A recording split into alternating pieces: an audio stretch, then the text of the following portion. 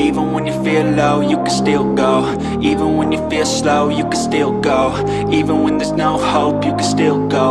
Go, go, go, go, go, go, go, go. Hi everyone, welcome to J Chemistry. So guys, J Chemistry team YouTube channel पे 15,000 subscribers complete हो गए हैं. बधाई हो. अब ma'am रुक गए तो बीच में तो मैंने बोल दिया.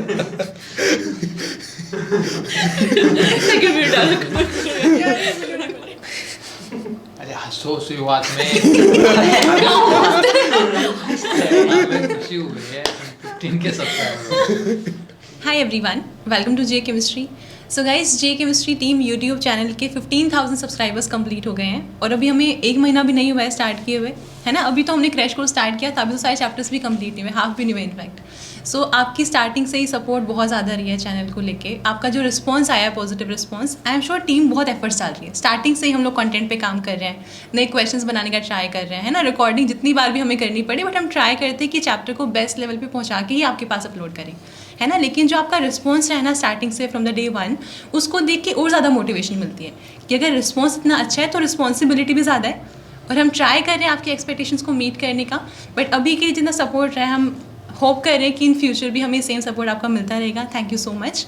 अभी ना हम एक पॉइंट लेकर आए हैं आपके लिए कि जैसे आप रिवीजन कर रहे हैं, ठीक है, आप क्वेश्चंस भी प्रैक्टिस कर रहे हैं, हम आपको बार बार मोटिवेट करते हैं कि अपनी मिस्टेक्स को एनालाइज करिए अच्छे से.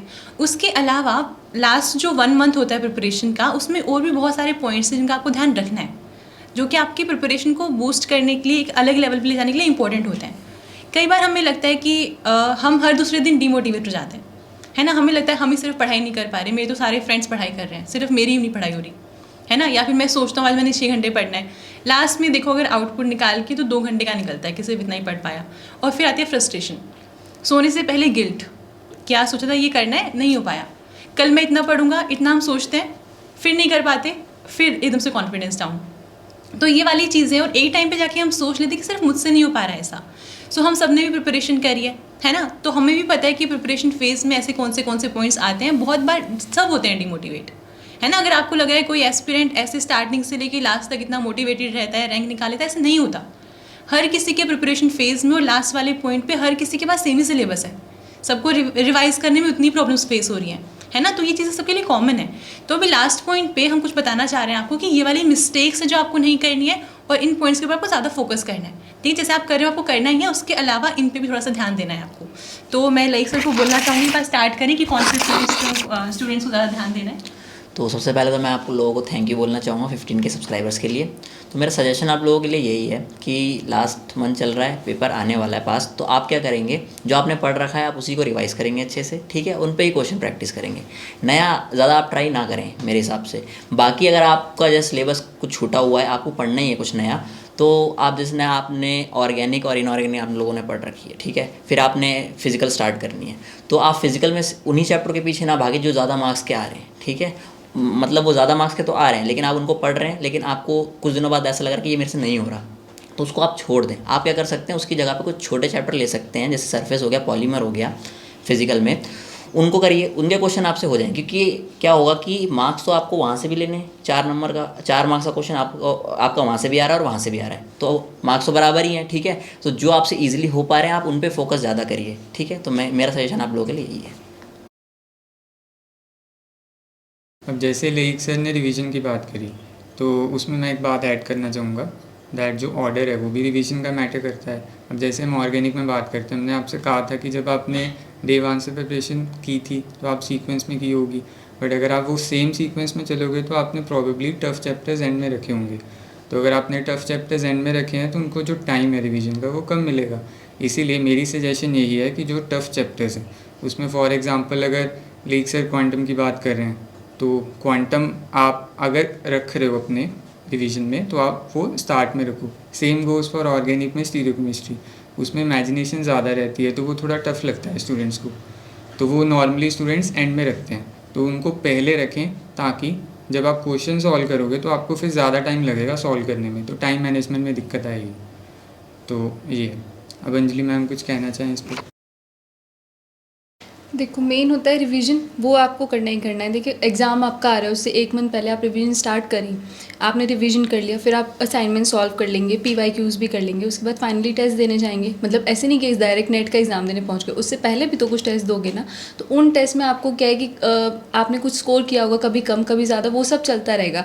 पर मेन चीज़ क्या होती है, आपको टेस्ट में कम मार्क्स आ गए वो चलेगा, बट आपके मेन एग्ज़ाम जो आपने देने जाना है उसमें कम मार्क्स नहीं आने चाहिए।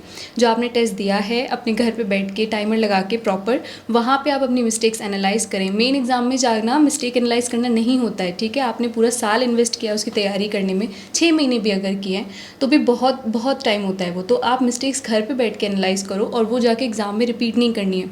मेन बात फाइनल वही रहती है कि आप घर पे कम स्कोर करो, वेल एंड गुड, कोई दिक्कत नहीं है, बट आप जाएँ और एग्ज़ाम में अच्छा परफॉर्म करके, इसलिए टेस्ट तो देना ही देना है ना। पहले तो thank you so much 15K subscriber के लिए। अब जैसे अंजलि मैम ने बात की कि आपको टेस्ट तो देने ही देने हैं, लेकिन टेस्ट में जैसे जैसे आपके कभी कभी कम मार्क्स आते हैं तो आप बहुत ज़्यादा डिमोटिवेट हो जाते हैं। और जैसे अब आपका एग्ज़ाम पास आ रहा है तो एक डर भी होता है, डर लगने लग जाता है कि मैं नए क्वेश्चन को अटैम्प्ट कर पा रहा हूँ या नहीं कर पाऊँगा मैं। तो अगर आपने उस टॉपिक को किया हुआ है अच्छे से, आपने सारे प्रीवियस ईयर क्वेश्चन उसके सोल्व किए हुए हैं, आपसे वो हो रहे हैं, तो ऐसा कैसे हो सकता है कि आपके पास कोई नए क्वेश्चन आए और आप ना कर पाए। ठीक है, वो आपको अगर अपने ऊपर आपको कॉन्फिडेंस है ना तो आप उसको ईजिली अटैम्प्ट कर पाएंगे। ठीक है, तो अपना आपने कॉन्फिडेंस बिल्कुल भी लूज़ नहीं करना। आप अपना कॉन्फिडेंस रखेंगे और आप ईजिली अपने क्वेश्चन को अटैम्प्ट कर पाएंगे। ठीक है। अब देखिए इन सब में पॉइंट में सबसे बड़ा प्रॉब्लम है वो है सोशल मीडिया। बच्चे करते हैं, पढ़ेंगे साथ में फ़ोन रखेंगे, फ़ोन पे ज़्यादा टाइम स्पेंड करेंगे, पढ़ाई में कम करेंगे। तो आपको ट्राई करना है कि अपने फ़ोन को दूर रखिए। जैसे वो ग्रुप बने होते हैं फेसबुक में, टेलीग्राम पे, उनसे भी उनको भी अवॉइड करिए। अपना सारा टाइम अपनी स्टडी पे यूटिलाइज़ करिए और ऐसे ग्रुप से थोड़ा दूर रहिए। क्या होता है इसमें कुछ क्वेश्चन आ गए तो आप उसको ट्राई करते हो, क्वेश्चन थोड़े टफ होते हैं या कुछ गलत स्टेटमेंट बनी होती है, हम सोचते हैं अरे क्यों नहीं हो रहा हमसे, उनको टोटली अवॉइड करिए। रिवीजन करिए, खुद से जो टेस्ट हैं उनको दीजिए और अपनी अच्छे से रिवीजन करिए। अब आपको स्टडी टिप्स तो अच्छे मिल गए हैं, लेकिन बात ऐसी नहीं है कि अगर एग्ज़ाम आ रहा है तो लास्ट टाइम में आपको सिर्फ पढ़ना ही पढ़ना है। जैसे जो कुछ आपको टिप्स मिले वो तो फॉलो करनी है, लेकिन साथ में आपको अच्छे से नींद लेनी है, खाने पीने पे ध्यान देना है, ताकि आप अगर फिज़िकली मेंटली दोनों चीज़ों से अगर स्ट्रांग हो तो आप एग्ज़ाम को अच्छे से अपेयर कर सकते हो। नहीं तो क्या होगा कि अगर आपने साल भर मेहनत की है और एग्ज़ाम के टाइम पे आप बीमार हो गए या फिर एक पेपर अटेंड नहीं कर पाए तो वहाँ पे हमारी मेहनत वेस्ट जा सकती है। तो इसके लिए ज़रूरी है कि आप सारी चीज़ें कोलैबोरेट करके अपने हेल्थ, फिजिकल और मेंटल हेल्थ पे ध्यान दो। ये ना मुझे लगता है लास्ट मंथ है ना, हमें लगता है कि एक ही तो महीना बचा है, जितनी मेहनत करनी इसी बार कर लेते इस बार निकालेंगे, जो कि अच्छी बात है। ऐसे आपको सोचना चाहिए कि लास्ट मंथ में अपने 100% एफर्ट्स डालने हैं। लेकिन अपना टाइम कैसे मैनेज करेंगे? हम सोचते हैं ज़्यादा टाइम पढ़ना है अभी तो, है ना, तो 3-4 घंटे सो के उठ जाते हैं, ये बाकी टाइम तो बचा ही लिया हमने, है ना। ऐसे करने से क्या होगा, स्टार्टिंग में आपको अच्छा लगेगा, कुछ दिन आप खुद को मोटिवेट भी करेंगे ये बोल के कि यार मैं इतनी मेहनत कर रहा हूँ तो ऑब्वियसली रिजल्ट आएगा। लेकिन आप कुछ दिन कर पाएंगे ऐसा, है ना। एक टाइम के बाद जाके आपकी एफिशिएंसी डिक्रीज़ करनी स्टार्ट होगी और एग्ज़ाम तक जाता है तो होता है आपकी तबीयत ख़राब हो जाए, हॉस्पिटलाइज हो गए, पता चला इतना स्ट्रेस है, इतना वैसे इतना कुछ चल रहा है ना, याद नहीं रह रही चीज़ें। और अगर माइंड प्रॉपर वर्क नहीं करा, स्टेबल नहीं है, तो आप चीज़ें याद नहीं कर पाएंगे। और जैसे ही नया क्वेश्चन एग्जाम में आया नहीं होगा अप्रोच, है ना, कॉन्फिडेंस, मेहनत गई, पूरी वेस्ट हो गई है। हालांकि आपने एफर्ट्स पूरे डाले हैं। तो आपको ध्यान रखना है कि सिर्फ टाइम बचाने के लिए आपको नींद से कॉम्प्रोमाइज़ नहीं करना है। अब कई बार क्या होता है, हम 4 घंटे सो के उठ गए, लेकिन दिन में हमने 2 घंटे तो व्हाट्सएप चला दिया, है ना, 1 घंटे अपने फ्रेंड से बात करने में निकाल दिया, वो भी तो टाइम वेस्ट हो रहा है। इंस्टाग्राम रील्स भी तो है, ये भी तो चल रहा है आजकल, यही तो चलता रहता है ना। यूट्यूब शॉर्ट्स भी आ गए हैं अब तो यहाँ से टाइम बचाना है आपको। जितना ये वाला टाइम आप यहाँ पे वेस्ट कर रहे हैं उसको अपने सोने में लगा दो, है ना, कि 7 से 8 घंटे आपको प्रॉपर नींद लेनी है। ठीक है, तो आपको इन चीज़ों का ध्यान रखना है। और ये जैसे आपने बोला सोशल मीडिया, है ना, तो हम ये नहीं कह रहे कि आप व्हाट्सएप छोड़ दो, आप सारे सोशल नेटवर्किंग प्लेटफॉर्म्स ही छोड़ दो, वो भी इंपॉर्टेंट है। आप पूरे दिन पढ़ रहे हो, आपको बीच में थोड़ा चेंज चाहिए, ठीक है, वो इंपॉर्टेंट है। लेकिन अभी क्या होता है, हम कई बार क्या करते हैं, व्हाट्सएप, टेलीग्राम, फेसबुक, इंस्टाग्राम को चलो म्यूट कर दिया, नोटिफिकेशंस म्यूट कर दी, ठीक है, लेकिन यूट्यूब की नोटिफिकेशंस अभी भी ऑन है, या फिर आपके फ़ोन का नेट ऑन है, ठीक है। अभी क्या हो रहा है, हम लोग पढ़ने बैठे हैं, रिवाइज कर रहे हैं चीज़ें, अभी कोई नोटिफिकेशन आई यूट्यूब की, आपको दिख रहे हैं, हालांकि चाहे वो मान लो जो चैनल है जहाँ से नोटिफिकेशन आई ना वो पढ़ाई वाला चैनल है, मान लो मैंने डाल दी वीडियो, ठीक है, हमारी वीडियो आ गई, आप मान लो केमिकल काइनेटिक्स पढ़ रहे थे, तभी तक केमिकल बॉन्डिंग की वीडियो आ गई लेक्चर की, आप देख रहे थे, रिविजन करनी थी, देख लेता हूँ क्या पढ़ा है, आपने खोल लिया, ठीक है, अब यूट्यूब भी है, उनका भी अपना चल रहा है प्लेटफॉर्म। आपने खोली थी लई सर की वीडियो, उसके नीचे आपको 4 वीडियो और रिकमेंड हो रही हैं, हल्का सा स्क्रॉल क्लिक, ऐसे होते होते आधा घंटा गया, और आधे घंटे में रुकते गए हम 1 घंटा 1.5 घंटा 2 घंटे, तो ये चलता ही रहता है। तो आपको यहाँ पे टाइम सेव करना है।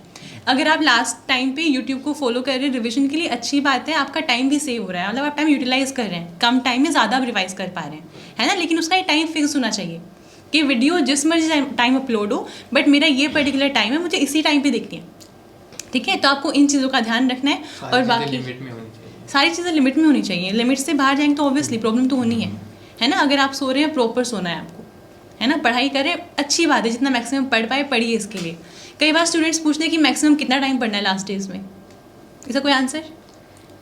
जितनी एफिशिएंसी हो जितना मैक्सिमम पढ़ पाए, जितना पढ़ पाए उतना पढ़िए, लेकिन बाकी चीज़ों पे कॉम्प्रोमाइज़ नहीं करना है, ठीक है। तो क्रैश कोर्स आपका चल ही रहा है।